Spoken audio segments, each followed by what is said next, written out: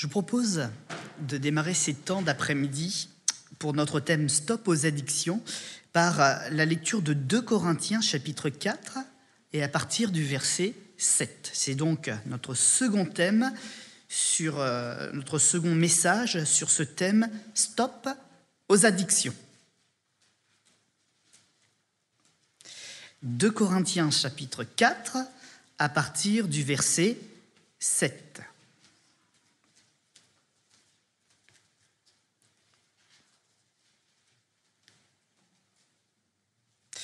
Il est donc question de l'évangile et de la puissance de l'évangile qui sont gravés dans nos cœurs et que nous transportons désormais donc comme des vases de terre. Nous portons ce trésor, donc l'évangile, dans des vases de terre, afin que cette grande puissance soit attribuée à Dieu et non pas à nous. Nous sommes pressés de toute manière, mais non réduits à l'extrémité. Parfois dans la détresse, mais jamais dans le désespoir. Persécutés, mais non abandonnés. Abattus, mais non perdus. Portant toujours avec nous dans notre corps la mort de Jésus, afin que la vie de Jésus soit aussi manifestée dans notre corps. Car nous qui vivons, nous sommes sans cesse livrés à la mort et à cause de Jésus, afin que la vie de Jésus soit aussi manifestée dans notre chair mortelle. Ainsi la mort agit en nous et la vie aussi agit en nous. Comme nous avons le même esprit de foi qui est exprimé dans cette parole de l'Écriture, j'ai cru, c'est pourquoi j'ai parlé, nous aussi nous croyons, et c'est pour cela que nous aussi nous parlons. Amen. Et de quoi parlons-nous ? Eh bien de cette réalité. La puissance de Dieu, elle n'est pas pour des gens parfaits. Elle est pour des personnes fragiles. Et cette puissance qui agit au travers des personnes fragiles glorifie Dieu. Et cette personne puissante de Dieu se glorifie de ce qu'il peut faire avec nous. En Jésus-Christ, oui, nous sommes de nouvelles créations. Nous pouvons être au bénéfice de la puissance même qui a créé la terre et l'univers. Nous sommes pressés, c'est-à-dire que des gens ou des choses ou des circonstances exercent des pressions sur nous. Mais la Bible nous dit, cela ne nous réduit plus à l'extrémité. Nous ne sommes plus désemparés face aux pressions. Fort, le chrétien. Face à la détresse, mais jamais au désespoir, parce qu'il y a devant nous, grâce à Dieu, une porte qui s'ouvre, c'est l'espérance. C'est son action. Ce sont ses promesses qui viennent nous secourir, qui nous tiennent debout. Il y a des détresses, mais à cause de ce qui est désormais dans notre cœur, eh bien, nous pouvons les surmonter et nous savons que nous les surmonterons parce que celui qui ouvre les portes, il est avec nous.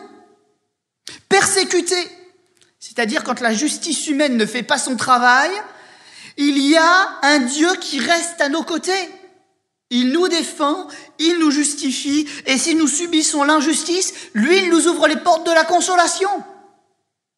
Alors oui, quand il y a des puissances qui viennent contre nous, des addictions, des choses qui viennent pour nous lier, en Jésus, en revanche, il y a une solution qui nous délivre des chaînes et des liens.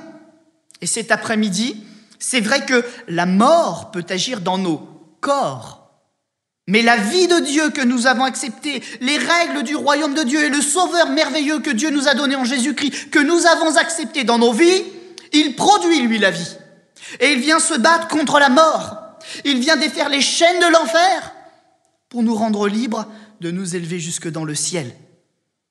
Et c'est pour ça que la Bible et le verset sur lequel nous nous sommes arrêtés disait ceci, « J'ai cru, c'est pourquoi j'ai parlé ». Eh bien, nous aussi, cet après-midi, nous croyons que Jésus libère. Et c'est pour cela que nous parlons. C'est pour ça que nous en rendons témoignage. Autrefois esclaves, mais aujourd'hui libres en Jésus. Amen. Libre en Jésus. Quel beau programme pour celui qui veut écouter les paroles de la foi, en réjouir son âme et surtout en vivre l'efficacité. Le premier verset que nous avons lu le disait, nous portons ce trésor, cette puissance de l'évangile directement au-dedans de nous. Quand nous en avons besoin, elle se révèle et elle agit. Cet après-midi, peut-être que quelqu'un entendant ce message se sent faible, mais Jésus veut t'enrichir de ce trésor et te communiquer cette force pour que tu l'emmènes partout avec toi. Dans notre introduction générale, c'est-à-dire le message précédent, nous avons rappelé différentes choses. Déjà, ce que nous devions appeler une addiction. Nous l'avons défini. Nous avons rappelé que ce qui est une addiction, ce qui est un lien, ce qui retire même nos droits sur notre propre vie, entraîne des comportements, des sentiments, va avoir une influence très forte sur notre comportement et donc sur nos sentiments. Ces addictions vont envahir aussi notre emploi du temps. Elles vont le grignoter, elles vont y instaurer leur place, elles vont y instaurer leurs habitudes. Elles vont grignoter aussi une partie de nos finances, et même parfois toutes nos finances. Elles vont détruire, tôt ou tard, notre tissu social. Nous voudrons tellement passer plus de temps avec notre addiction qu'avec d'autres personnes. Et cela au dehors même de la raison. Certains, nous l'avons dit, auront détruit leur famille parce qu'ils n'arrivaient plus à se séparer de leur addiction. Ils en auront même perdu leurs enfants ou leurs conjoints. Ces addictions peuvent aussi entraîner l'irritation, les sentiments de manque, d'impuissance. Ils vont entraîner la perte de sommeil, les obsessions, c'est-à-dire les pensées qui viennent et qui reviennent et qui nous empêchent d'être attentifs aussi à ce qui nous entoure. Puis nous avons évoqué encore certains points du problème. Et tout commence par admettre que nous avons le problème. Et puis ensuite, au-delà de simplement admettre, reconnaître aussi que la victoire ne sera pas dans notre volonté simplement, puisque nous avons été ou nous sommes tenus esclaves de quelque chose. C'est-à-dire que notre volonté, elle a déjà été vaincue. Comment croire donc que ma seule volonté sera plus forte que ce qui m'a déjà vaincu dans ma volonté ? Ça n'a pas de sens. La deuxième étape est donc inévitablement une démarche que l'on a du mal à faire, mais qui est la seule salutaire, accepter de recevoir de l'aide. Aide nécessaire pour sortir de ce qui est devenu une prison intérieure. On peut être libre de marcher, libre de respirer, libre de courir ou d'acheter ce que l'on veut, mais nous sommes comme prisonniers de nous-mêmes. L'enjeu est de taille, parce qu'en réalité, on s'aperçoit rapidement qu'il n'y a pas de petite ou de grande addiction, mais c'est un ennemi qui nous envahit tous les jours un peu plus. Alors c'est vrai que certains ont inventé un autre mot qu'addiction, parce que la substance absorbée était ou semblait moins nocive qu'une autre. Le café, la cocaïne, c'est pas pareil. Mais au final, les comportements induits sont les mêmes. Mais on estime dans notre société qu'il y en a un qui est moins nocif que l'autre. Et on n'a pas voulu les mettre dans la même catégorie. Ce n'est pas à cause des comportements qu'ils sont différents, c'est à cause de la substance ingurgitée. Et on peut être tout à fait esclave de la caféine, comme on l'est de la cocaïne, parce que cela a une influence sur notre caractère, notre réaction, notre emploi du temps et notre tissu social. La Bible nous dit aussi ceci, que cet ennemi qui nous envahit toujours un peu plus, envahit un peu plus notre espace de vie, on pourrait le comparer parfois même à des petites choses qui nous semblent insignifiantes, les petits renards. Dans le temps et dans les milieux agricoles, ce ne sont pas forcément de gros animaux qui font le plus de destruction, mais c'est le travail régulier des petits animaux, comme les petits renards qui ravagent tous les jours un petit peu les vignes, puis au final, ça finit par être un grand désastre. Et c'est pas pour rien qu'ils sont là dans les champs et pas ailleurs.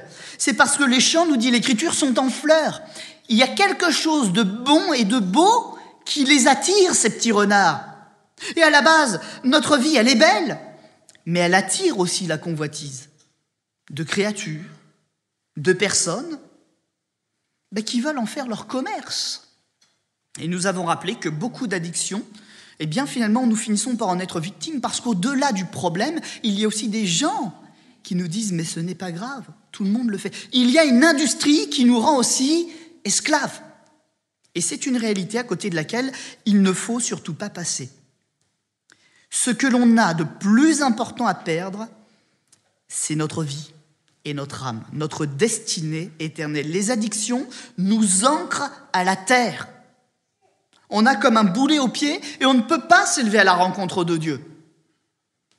Et peu importe la longueur de la chaîne ou peu importe le poids du fardeau, de toute façon, le résultat est le même. On ne peut plus avancer puisqu'on est lié par une chaîne, agrippé, attaché, ancré à la terre. Et cela nous empêche de nous élever à la rencontre, ou d'être élevés, plus exactement, à la rencontre de l'Éternel. Le dernier point dont nous avions soulevé l'importance, c'était d'évoquer la notion du sevrage, parce que souvent, dans la démarche pour se débarrasser des addictions, nous nous trompons nous-mêmes. Beaucoup de personnes pensent avoir la volonté donc de se sortir seules de leurs problèmes, et quand elles arrêtent de toucher à telle ou telle substance ou de faire telle ou telle bêtise, eh bien oui, très rapidement, le corps et l'esprit, ils vont avoir un bonus à mieux être. Au bout de 2, 3, 4, 5 jours, 15 jours, on a l'impression de revivre et tout va bien. Et on a l'impression que désormais, c'est réglé. On vivra comme ça toujours. Mais la réalité, nous l'avons rappelé, c'est que quand le problème revient, quand il refait parler de lui, quand il se fait ressentir à nouveau à notre chair, il revient encore avec plus de force. Et celui qui a cru un instant être libéré, il repart décomposé parce qu'en réalité, il y a des cycles. Notre vie et notre corps, notre fonctionnement répond à des cycles. Et si pendant 15 jours nous sommes très bien, la quinzaine suivante est un véritable enfer. Où on se sent mal, où on se méprise soi-même parce qu'on a échoué, qu'on a replongé, parce qu'on a été retenté, on n'a pas su dire non. Et notre seconde condition est pire que notre première. Et c'est là où il y a piège. C'est qu'on se convainc soi-même qu'on est toujours capable de s'en sortir. Oh, la semaine prochaine, j'arrête la cigarette si je le veux. Ah oui, la semaine prochaine. Mais dans 3 semaines, on se revoit. Et on est malheureux encore plus. Et parfois, à cause de ce combat qui n'a pas été mené avec les bonnes armes, eh bien les gens abandonnent. Ils capitulent devant cet ennemi et ils lui donnent tous les droits. Un premier grand blocage donc, qui empêche la démarche de demande d'aide. Peut-être pourrions-nous, pour lui donner un nom à ce grand blocage, observer un peu ce que les gens vivent, peut-être ce que nous-mêmes nous avons vécu avant d'être libérés, quand nous avons eu un problème avec quelque chose qui nous a tenus. Après avoir observé beaucoup de personnes, puis avoir fait moi-même mon propre cheminement, je me suis aperçu que la première chose à laquelle on est confronté, c'est de reconnaître que l'on a un problème et de dire, d'admettre qu'on a un problème. Il y a là une forme de peur. Peur d'être connu comme la personne qui a tel ou tel problème, d'être identifié comme la personne qui a tel ou tel problème. C'est la première chose à laquelle on est confronté quand on réfléchit à « j'ai peut-être besoin d'aide ». C'est le premier obstacle.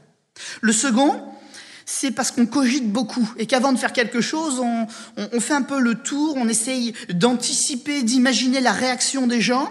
Et la seconde chose qui va nous venir à l'esprit, la seconde parole qui va nous être murmurée par notre adversaire à l'oreille, c'est « ouais, mais d'accord, bon, ok, tu le fais. Admettons que tu le fais. Mais tu vas être tout seul. Qui va t'aider ? Tu le fais. Tu vas être identifié avec ta belle étiquette et en plus, les gens diront « oh non, lui, il est contagieux ». Et même pour des choses qui ne sont pas contagieuses, on devient contagieux. Hein. Tu vas être tout seul. Ils ne vont plus vouloir te regarder, ils ne vont plus vouloir te parler, tu vas être sans amis, constamment à côté des autres. Enfin, les autres vont constamment te mettre à côté d'eux, plutôt. Et puis, cette peur d'être seul va nous faire aussi réaliser que notre notion d'emploi du temps va être totalement bousculée. Est-ce que j'ai envie, est-ce que je suis capable d'accepter de changer mes habitudes ? Et beaucoup de personnes, quand elles sont sur ce raisonnement-là, elles préfèrent... elles bloquent sur le fait de penser que elles ne verront peut-être pas forcément régulièrement leurs amis faire toutes les sorties qu'elles faisaient. Ou alors, elles essayent de calculer, à être sûres de remplir un maximum leur emploi du temps. L'autre chose que l'on peut voir encore,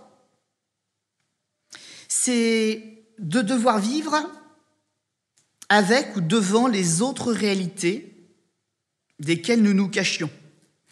C'est-à-dire qu'il va falloir qu'on accepte de se rééduquer, de changer nos gestes, nos pratiques. Il va falloir aussi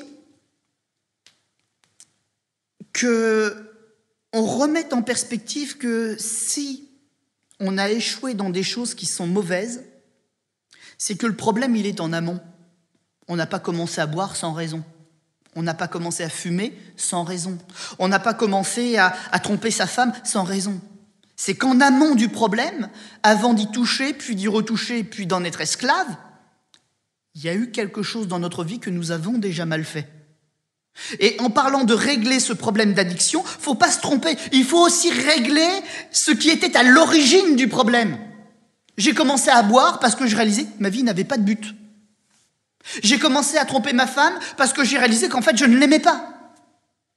Et j'ai pas pris finalement la bonne solution. De chercher l'amour ailleurs, c'était pas la bonne solution. La bonne solution alors était où? De retourner vers elle, de lui parler et de réapprendre à l'aimer, de lui avouer en face qu'on ne s'entendait plus bien plutôt que de cacher le malaise qu'il y avait entre nous. Accepter de parler plutôt que de cacher. Vivre avec les autres réalités qui étaient là et desquelles nous nous cachions. Souffrance peut-être aussi morale, qui n'a jamais été guérie. Manque d'affection des parents. Expérience traumatisante. Combien de personnes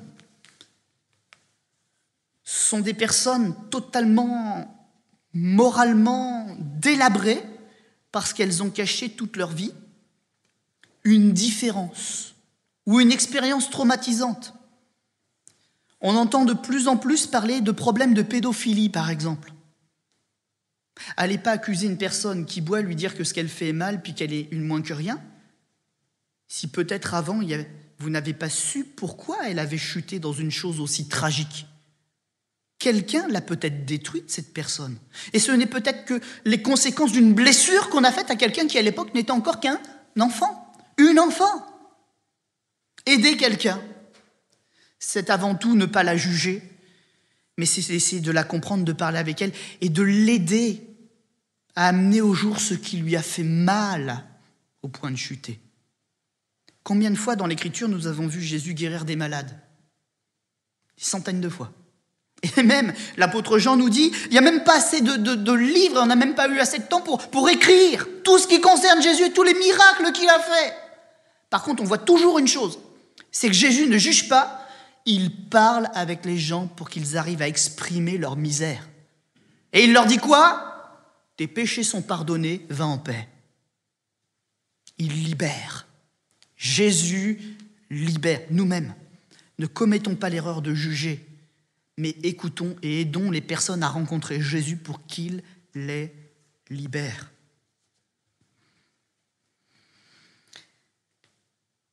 Il y a aussi des choses qui vont nous bloquer au niveau de l'effort à fournir, parce qu'on réalise bien vite que quand on est allé trop loin, il faut tout reprendre à zéro.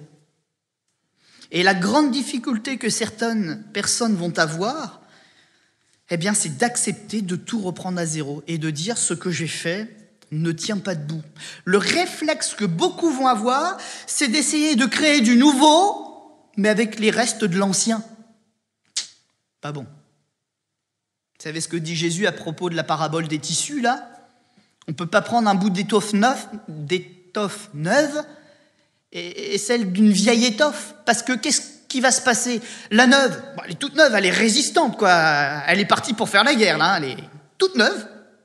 Puis l'autre, eh ben, elle a connu les intempéries, elle a connu plusieurs lavages, et puis, bon, elle est là, mais elle s'est fragilisée. Et si vous voulez lier les deux ensemble, qu'est-ce qui va se faire? Premier effort,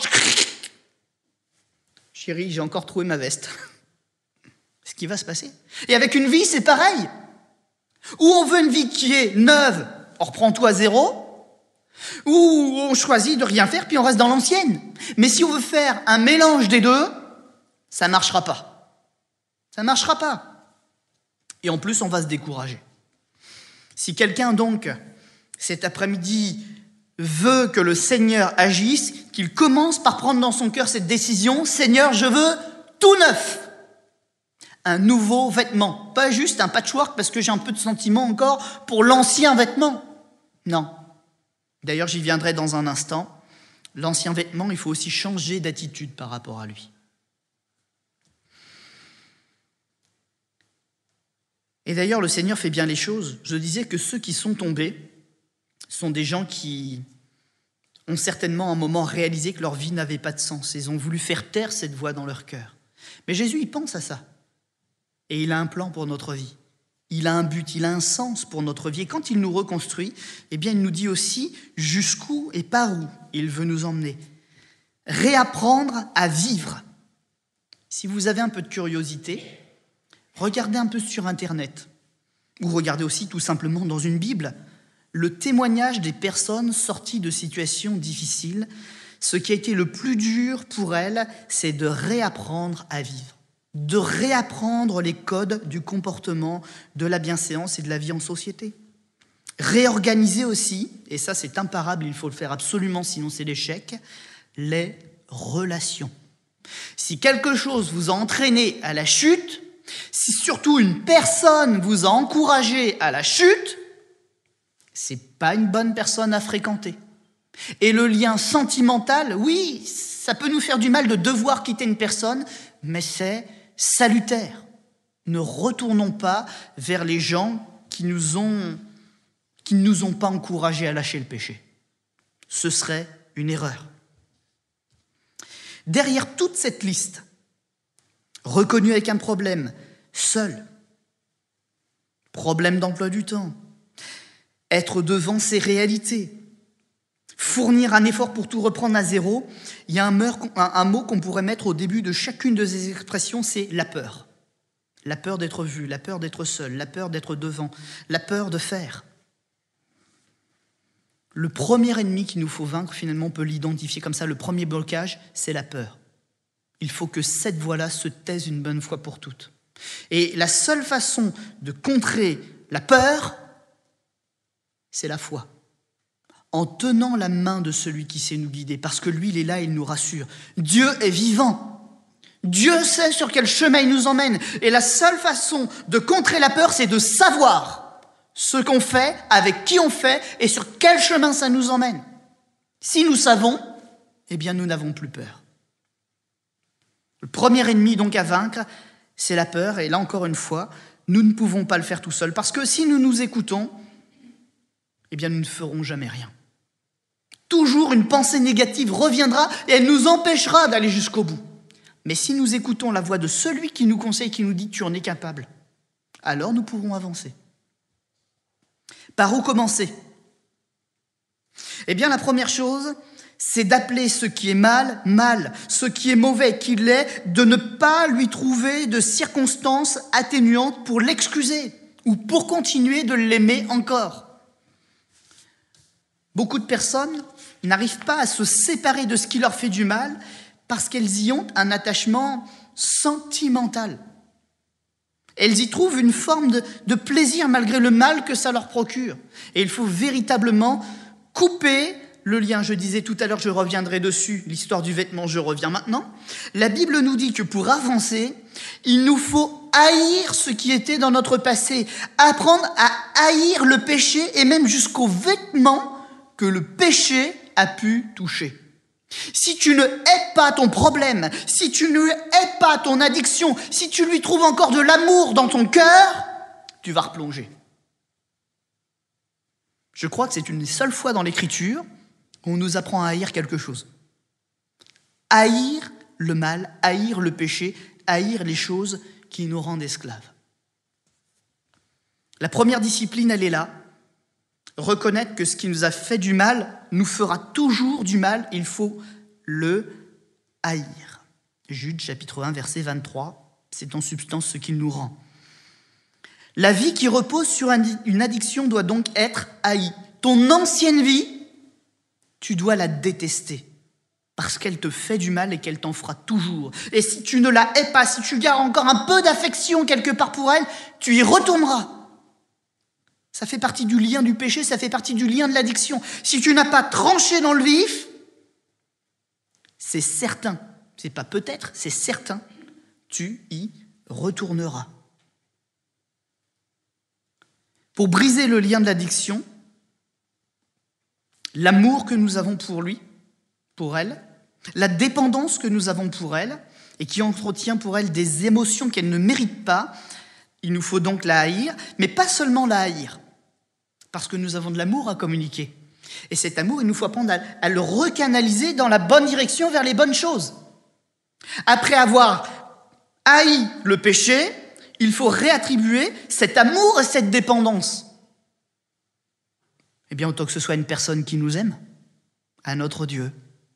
Parce que cette force qui est au-dedans de nous, cette nécessité d'exprimer des sentiments, des émotions, ça fait partie de notre nature. Et l'addiction, eh bien, ça a volé les droits, ça les a détournés. Pour guérir, il faut les réattribuer à la bonne personne. Il faut les réattribuer à Dieu et aux choses qui sont saintes et bonnes. Et ce Dieu, il est facile à aimer. La Bible nous dit qu'il est rédemption. Il nous relève, il nous lave. Il est guérison. Ce qui nous a entachés, ce qui nous a fait souffrir, ce qui nous a fait même nous détester, il est capable de le guérir au-dedans de nous. Il est le bâtisseur. Et j'ai même mis entre parenthèses, j'ai rajouté la particule, il est même le rebâtisseur, celui qui répare les brèches. Et puis plus que tout, et c'est ça qui va nous aider, c'est qu'il est par-dessus tout le Dieu du pardon. Pardon avec un P majuscule. Il pardonne parfaitement. Et il efface toutes les choses mauvaises. La Bible nous dit qu'il prend les péchés et il les jette comme au fond le plus profond des abîmes. Et quand il pardonne, il ne nous rappelle pas ces choses-là plus tard. Quand il a dit c'est fini, c'est fini. Quel meilleur moyen de passer et de tourner la page. Pour reprendre le terrain occupé par l'ennemi, à mon sens, il y a au moins 3 étapes. La première chose, pour reprendre le terrain occupé à l'ennemi, c'est de lui couper les vivres. C'est une guerre. Si l'ennemi n'est plus alimenté, il va s'affaiblir. S'il est dans un terrain qui ne lui appartient pas, qui se retrouve coupé de tout le reste, qu'est-ce qu'il va vouloir faire, cet ennemi? Il va vouloir s'enfuir pour sauver sa vie. Il va partir. Couper les vivres. Parce qu'il faut le savoir, le péché se nourrit. Et l'addiction, c'est ça. Ce sont toutes les choses qui viennent nourrir le péché et qui nous tient esclaves. Couper les vivres. Ensuite, il faut l'isoler. Ne plus laisser aucun degré de liberté pour avancer, reculer ou changer de direction. Il faut l'isoler. Parce que le péché, si nous ne faisons pas cela, il va se développer. C'est sa nature. Le péché, si on devait le comparer à une maladie, c'est un cancer. Tout ce qui est vivant, il essaye de le rendre mort. Et partout où il y a la vie, il essaye de s'étendre et de communiquer sa mort, de faire des cellules vivantes, des cellules mortes qui lui ressemblent. Il faut l'isoler et ne plus lui permettre de se développer, d'évoluer, ni même de changer de forme. C'est un réflexe. Plutôt que d'accepter l'aide de Dieu, on change la forme du problème. On se tourne vers autre chose qui, au final, se révèle aussi nocif. J'aime énormément la musique. Je joue de 3 instruments. J'aime énormément le dessin. Je sais faire à peu près de toutes les formes de dessin et de peinture qui existent. Mais vous savez que ça peut devenir une addiction. Et on peut avoir un problème avec l'alcool, s'en débarrasser en allant vers les arts, en allant vers la musique, en allant vers le dessin. Mais si ça nous prend autant de temps, si ça nous coupe autant de la vie que toutes les autres choses, c'est aussi nocif. Et parfois, on déplace le problème. On n'a pas résolu le problème qui en était à l'origine. On a des emplois du temps tout aussi remplis et tout aussi inefficaces. Et dès que l'emploi du temps se vide un petit peu, on retombe encore dans les travers qui font du mal. Et on s'en veut tout autant. Il ne faut pas donc remplir simplement l'emploi du temps par autre chose.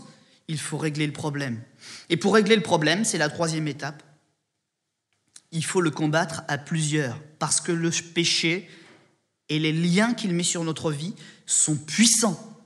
Par contre, il y a une chose qu'il faut que vous sachiez, autant que je voulais vous dire que le péché se nourrit, autant je veux vous dire que le péché n'est pas invincible. Il y a des moyens qui existent pour le vaincre. L'addiction, il y a des moyens qui existent pour les vaincre.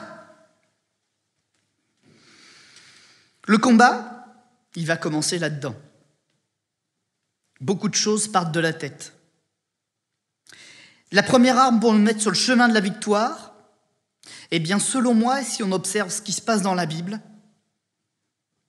si on veut respecter aussi les 3 critères que j'ai donnés là, c'est ce que j'appelle la cellule de prière. Couper les vivres, isoler et combattre à plusieurs, pour moi, c'est la cellule de prière.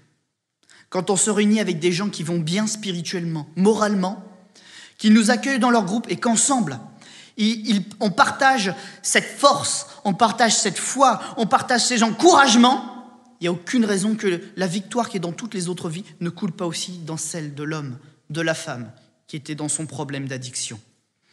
Et la Bible nous dit même, c'est Jésus qui le dit dans une circonstance particulière à ses disciples, c'est que parfois il faut même aller plus loin que simplement la prière, ou de prendre du temps de combat ensemble. Des fois, il faut que le combat il gagne une autre dimension. Il faut aller dans le jeûne et dans la prière. C'est-à-dire couper son emploi du temps pendant une période bien particulière. Il n'y a pas besoin de faire d'excès. Il n'y a pas besoin de faire des mois de prière et 40 jours de prière, etc., ou de jeûne et de prière. Il faut parfois de l'équilibre et une place concrète dans l'emploi du temps, un temps de combat.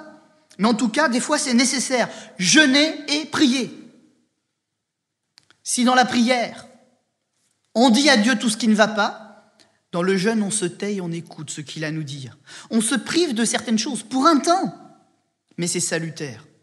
Et vous verrez qu'il y a un grand enseignement qui est là.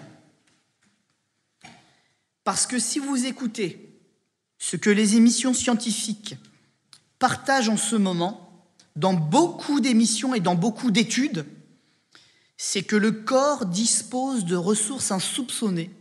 Et nous vivons dans une consommation, dans une société de consommation et même de surconsommation, ce qui fait qu'on nourrit constamment notre corps. On les nourrit d'images, on les nourrit de sons, on les nourrit de télévision, on les nourrit de nourriture physique. On se gave, mais finalement, on dérègle notre corps. Alors qu'il a au-dedans de lui des fonctions salutaires qui sont déjà inscrites. Et si nous retrouvions, disent les scientifiques en ce moment, la vertu de jeûner, de prendre des temps où on arrête de se gaver de bonbons, de sucreries, eh bien beaucoup des problèmes de notre société disparaîtraient. Et ce qui est vrai très souvent sur le plan physique, l'est aussi sur le plan spirituel. Et ils se sont aperçus que des personnes qui avaient des problèmes de cancer, etc., vivaient beaucoup mieux leur traitement et plus efficacement leur traitement quand ils avaient, en plus de leur traitement, une discipline spirituelle, ou qu'ils arrêtaient les excès ou les choses normales et qu'ils laissaient à leur corps le temps de souffler. On est à la campagne. Vous connaissez peut-être un petit peu les règles de l'agriculture. Est-ce qu'on peut inlassablement cultiver un champ toute l'année, toutes les années, pendant des années? Pour qu'un champ puisse bien travailler, il faut aussi qu'il ait un temps de repos, un temps de jachère, où on arrête de l'embêter et on le laisse récupérer des aliments pour pouvoir ensuite nourrir les plantes que l'on va semer. Mais notre corps, c'est pareil. On ne peut pas toujours tirer sur la corde, parce qu'à un moment, la corde a beau être forte, elle finit par casser. Et il y a donc des vertus dans l'enseignement biblique du jeûne et de la prière. Corps, âme, esprit sont connectés. Ils ont une influence les uns sur les autres, ces 3 éléments. Et il faut savoir que notre corps, mais aussi donc notre esprit, ont accès à de nombreuses ressources, mais qui sont des forces inutilisées, parce qu'on ne les utilise pas bien, ou même qu'on a carrément oublié qu'elles existent. J'entendais un témoignage d'un homme qui, assez jeune, c'est en Inde, a réalisé vers l'âge de entre 16 et 20 ans que lui qui était né dans une grande condition, c'est-à-dire une famille noble, il a réalisé qu'il vivait dans un monde où tout le monde était perdu, et c'était, à peine sorti de sa maison, c'était la saleté dans la rue, et il voyait des gens malheureux. Il s'est dit, mais c'est pas possible qu'entre ma maison et la rue, là, il y a un tel décalage, je suis pas comme les autres, c'est pas normal, c'est pas juste que moi j'ai tout ça et qu'eux n'aient rien. Et cet homme qui est tenu pour un sage dans son pays, eh bien, va arrêter de vivre comme un riche. Il va sortir dans la rue et puis il va vivre avec les pauvres dans la rue. Et il va passer, là, ça fait à peu près 40 ou 50 ans, qu'il est mendiant dans la rue. Parce qu'il a réalisé quelque chose. Et il est dit aussi de cette personne, quelque chose qui va vous surprendre, c'est qu'il a une particularité. Ça fait 40 ans qu'il n'a pas mangé ni bu. Il n'a rien mangé ni bu en 40 ans. Tout se fait dans son sommeil. Particularité, c'est un grand mystère de la science. Il est étudié, il passe régulièrement à l'hôpital. On observe son sommeil, on observe sa vie, on observe si ce qu'il dit est vrai. Et au jour d'aujourd'hui, il n'a toujours ni bu ni mangé. Nous avons des ressources insoupçonnées, mais notre mauvaise alimentation spirituelle, notre mauvaise alimentation physique sont la source de beaucoup de nos désordres. Et il y a une réalité. Alors nous, on ne va peut-être pas arrêter de manger pendant 40 ans, et voilà. Mais en tout cas, celui qui vient à Jésus, Jésus lui réexplique comment bien s'alimenter et comment bien utiliser les forces pour être vainqueur. Et ça, c'est une réalité de l'Évangile, parce que le Seigneur l'a dit, il est venu pour libérer. Et il faut aller un peu plus loin. La libération, elle commence quand on accepte de libérer la parole.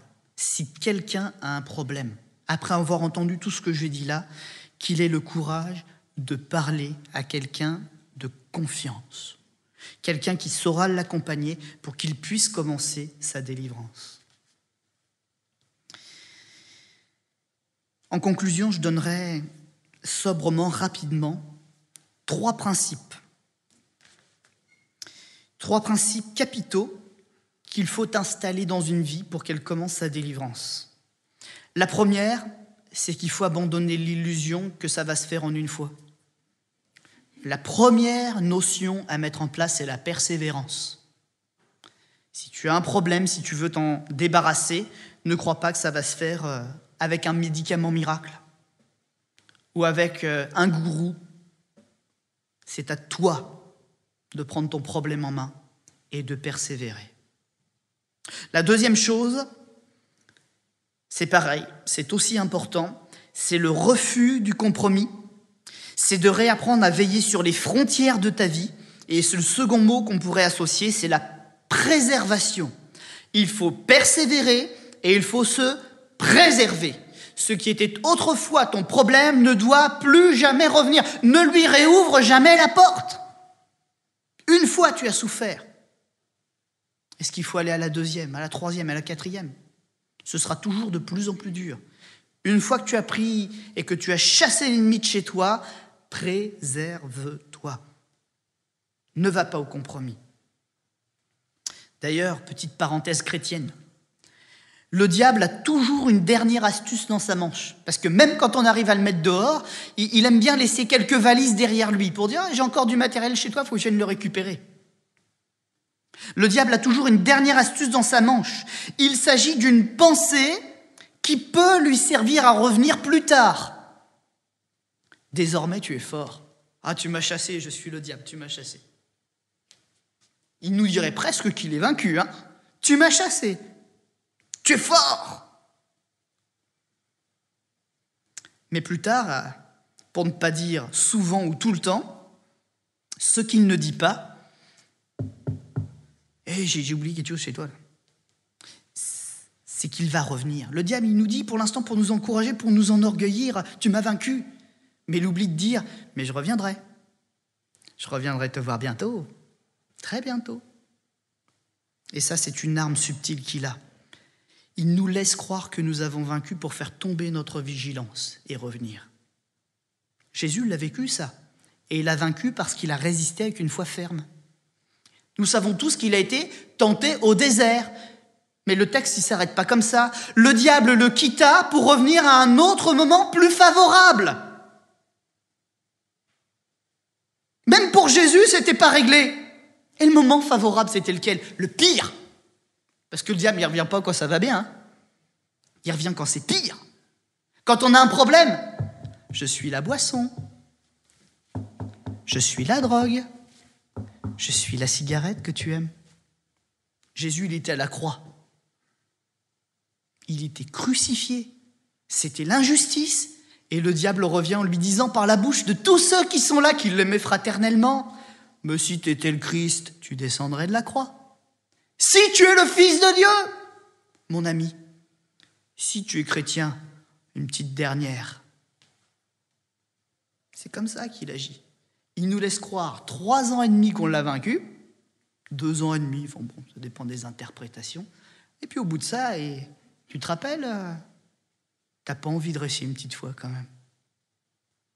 Il garde toujours, ou en tout cas il essaye de garder, un petit bagage quelque part posé dans notre cœur. Et puis la 3e chose, ça va peut-être vous étonner que je finisse comme ça.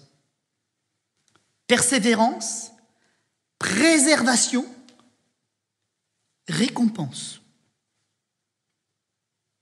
Récompense. Quand vous faites quelque chose qui est mal, je pense que même moi d'ailleurs je le fais, je m'en veux. Oh, qu'est-ce que je m'en veux? Quand un mot m'échappe, quand j'ai un geste un peu trop énergique là, qu'est-ce que je m'en veux? Et je sais me le rappeler, J'aurais pas dû. Pardon, de tout mon cœur, pardon. Mais est-ce que je construis ou est-ce que je détruis? Je me détruis. Je me mésestime. J'ai demandé pardon, je suis sincère, je dois croire au pardon. Et là, il y a quelque chose que nous pouvons faire pour nous rééduquer. C'est rappeler que quand on fait quelque chose de bien, eh bien, c'est quelque chose de bien, ça a une valeur. Alors, vous ne direz pas à ma femme, moi, ma valeur, c'est le chocolat. Quand je fais quelque chose de bien et que j'ai su prendre l'ascendant sur quelque chose, je me récompense. Pourquoi? C'est une façon de se rééduquer. Quand je fais mal, je sais me dire que je fais mal.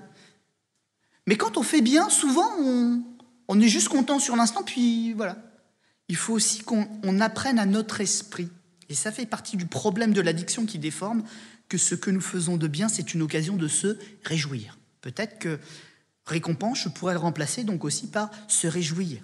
Persévère, préserve-toi, et quand tu es vainqueur, réjouis-toi. Dis que Jésus t'a fait du bien. Célèbre ta victoire. Le peuple de Dieu, c'est un peuple qui se réjouit. Le peuple de Dieu, c'est un peuple qui se réjouit. Et plus nous prenons de victoire, plus nous sommes heureux. Mon ami, si l'adversité est là et que tu arrives à lui résister par une foi ferme, réjouis-toi, fais la fête, spirituellement, T'as le droit au chocolat.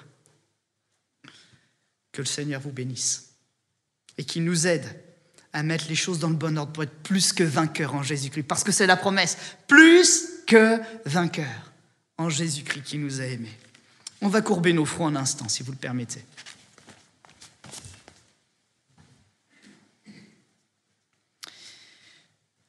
Seigneur notre Dieu, nous parlons de choses sérieuses.